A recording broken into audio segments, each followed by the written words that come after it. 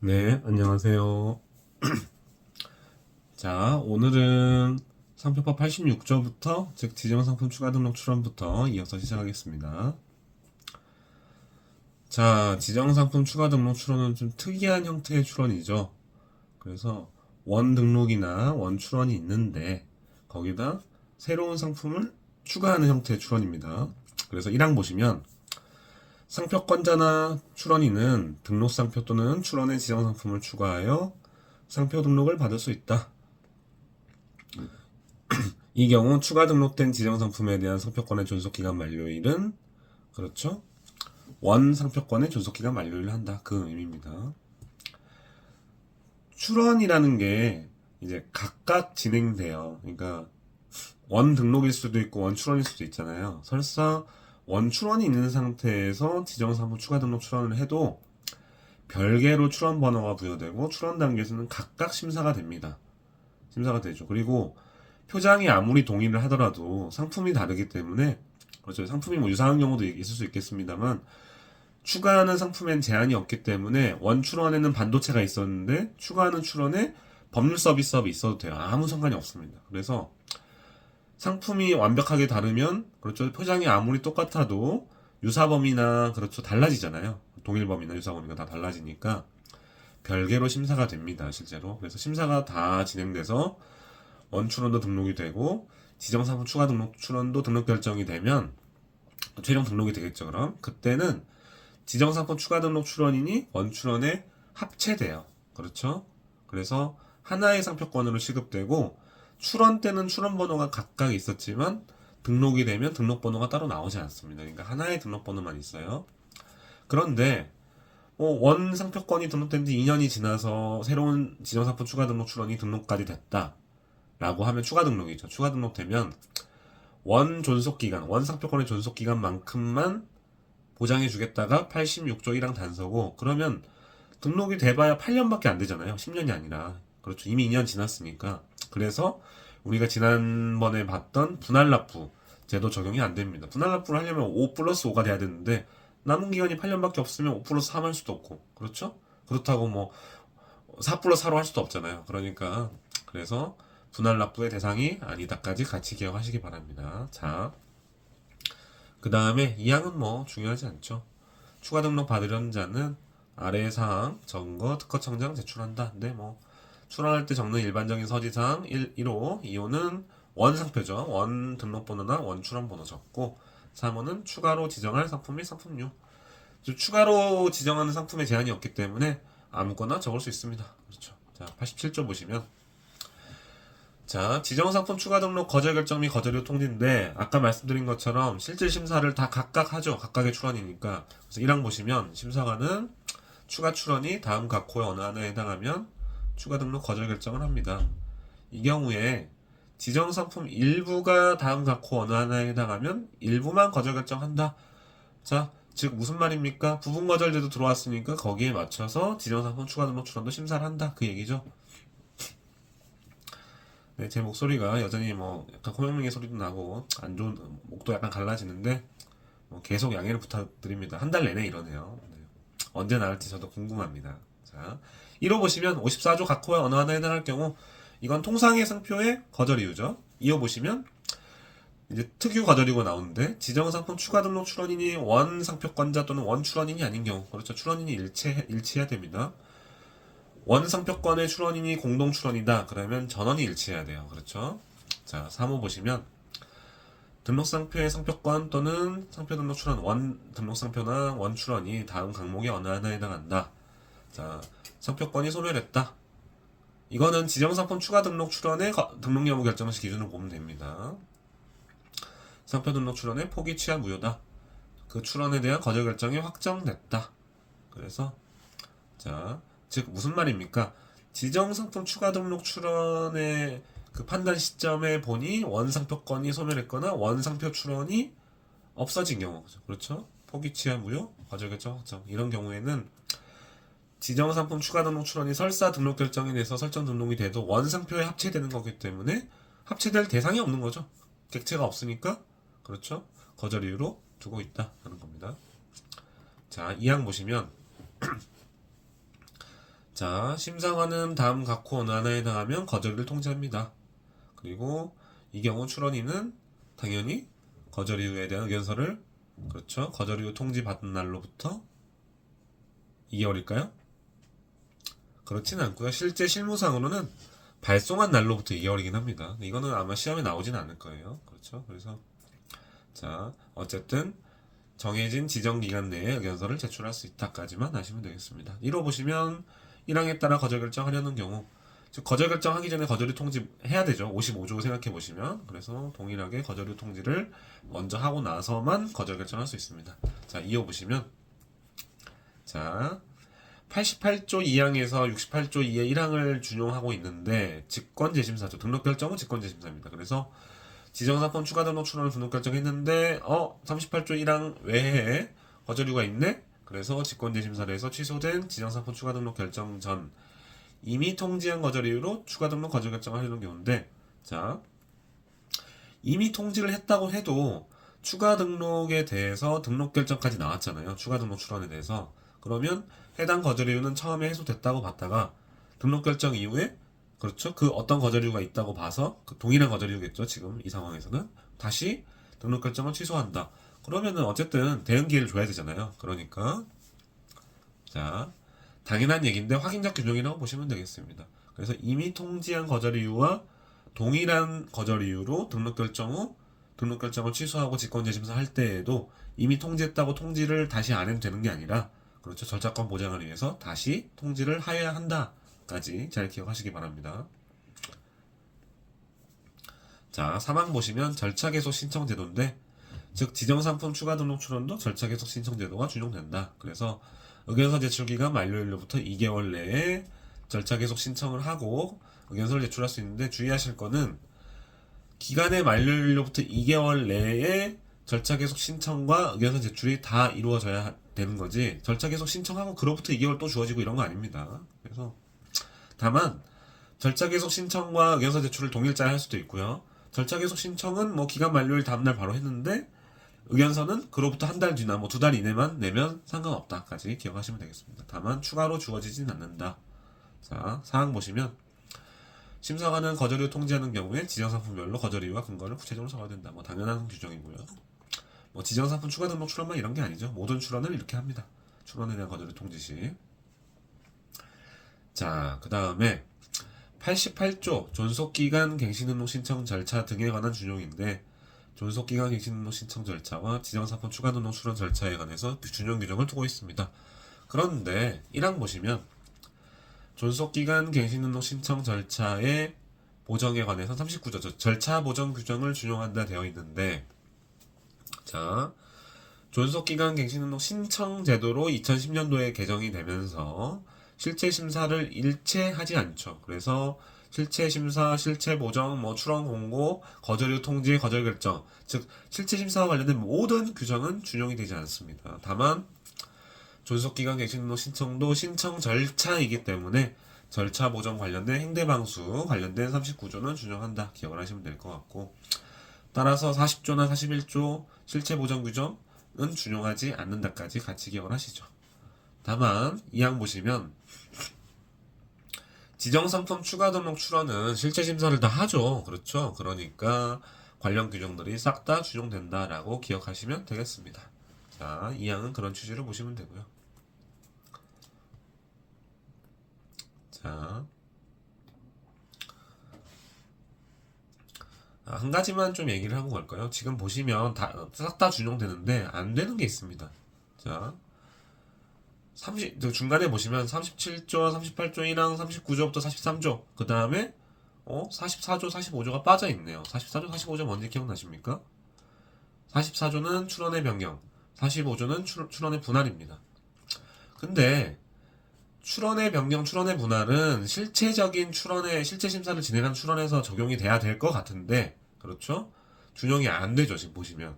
그러면 준용이 안 되니까 지정상품 추가 등록 출원은 출원 변경, 출원 분할이 안 됩니다. 안 되는데, 그럼 왜 안 되느냐까지 같이 기억하면 좀 덜 까먹겠죠? 이거 준용 규정 다 외울 수가 없잖아요. 나머지를 이거 외우시면 안 됩니다. 이거 뒤에 쭈르륵 나오는 걸, 46조 준용되는구나, 53조도 준용되네, 이거 외우시면 안 돼요. 그렇죠? 안 되는 것만 기억하시고 나머지는 다 준용된다 생각하시면 돼요.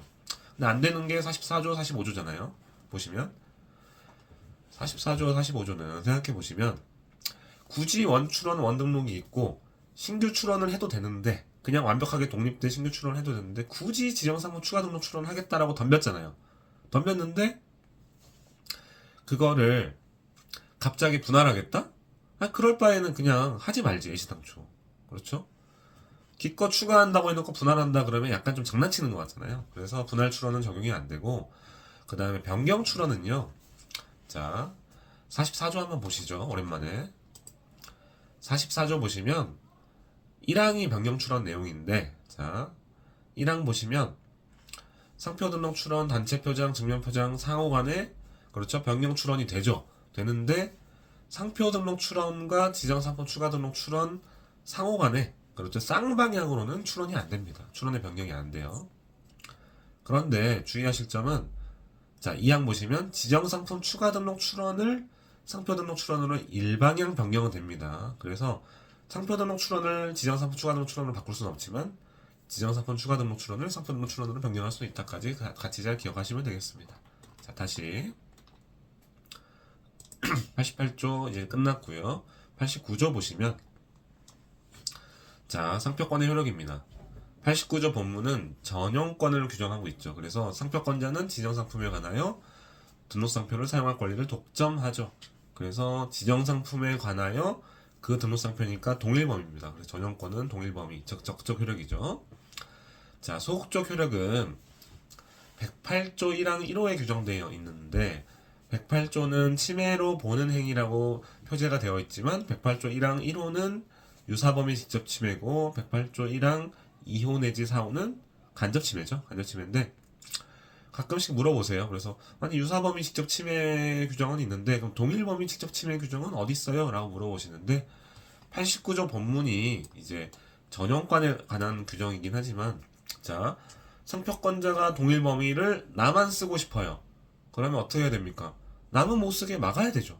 당연한 귀결이잖아요. 그러니까 89조 본문이 전용권 조문임에도 불구하고 동일범위 소극적 효력, 동일범위 침해에 관한 근거 조문도 될 수 있다라고 보시면 되겠습니다. 다만 89조 단서를 보시면, 자, 전용사용권 설정을 하면 전용사용권은 물권적 권리고, 그렇죠, 전용사용권자만 사용할 수 있죠. 설정 범위 내에서는. 그래서 자, 전용사용권 설정하면 그 설정 범위 내에서는 상표권자라고 하더라도 독점을 할 수 없고 사용하지 못하죠. 그럼 상표권자가 사용하면 어떻게 되죠? 전용사용권에 대한 침해가 됩니다. 전용사용권에 대한 침해가 되고, 전용사용권은 물권적 권리이기 때문에 침해가 성립할 수 있죠.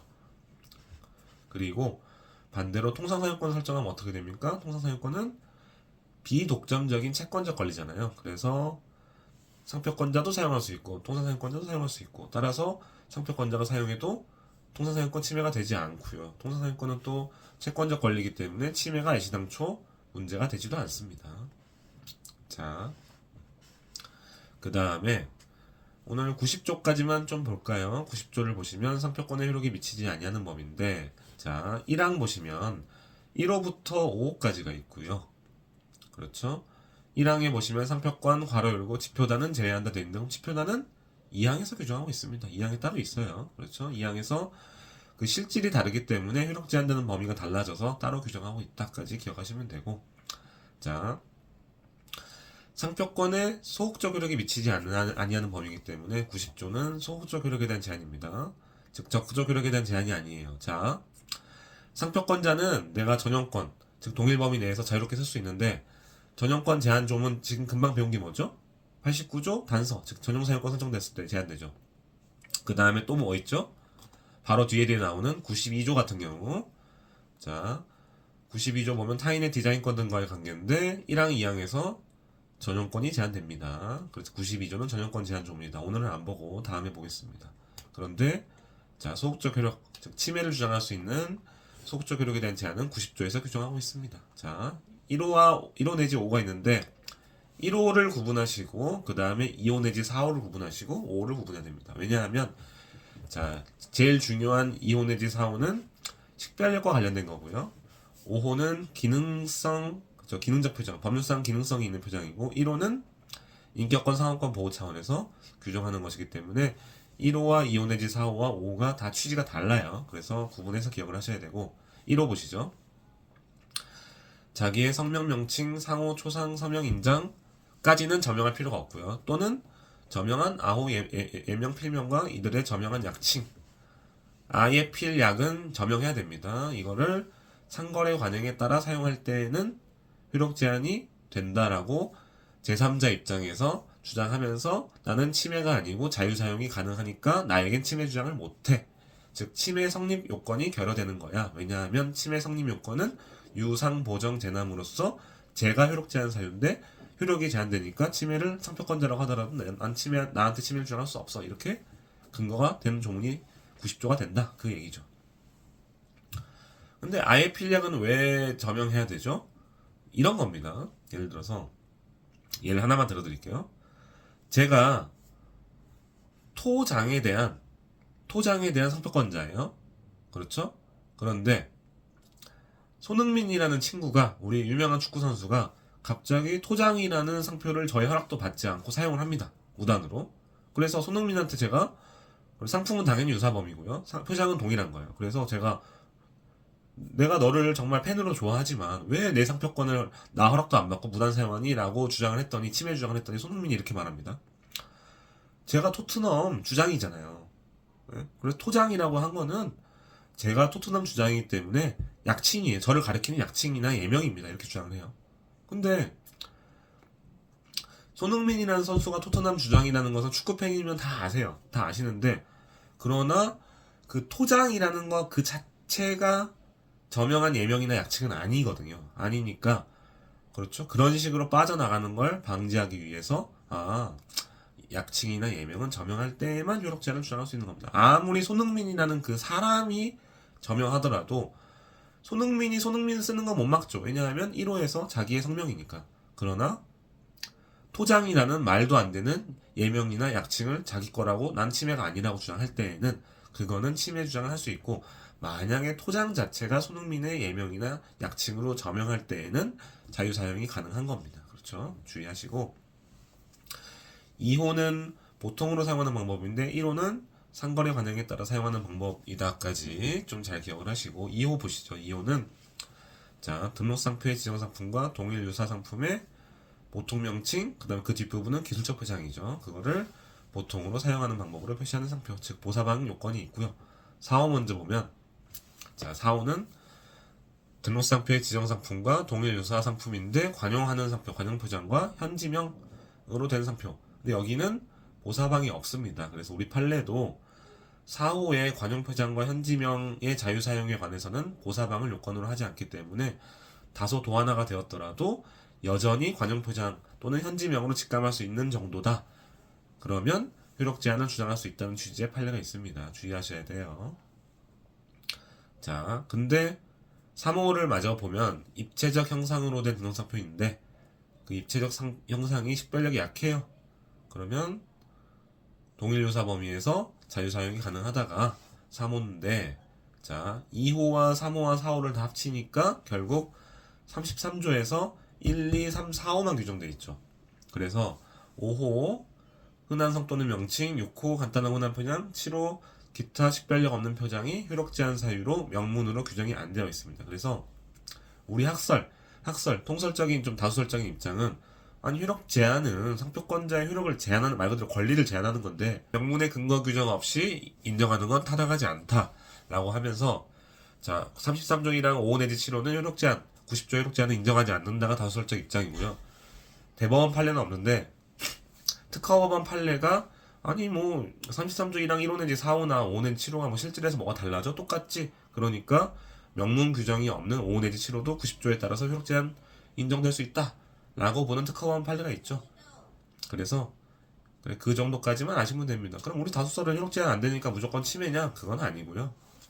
자, 식별력이 약한 5 내지 7호의 구성은 어차피 요부로 작용하지 못하죠. 그러니까 양상표가 서로 비유사해서 침해가 안 되긴 합니다. 결국에 해당 구성이 공통된다고 해도 그렇게 우리 학설은 해결을 하고 있다로 기억하시면 되겠습니다.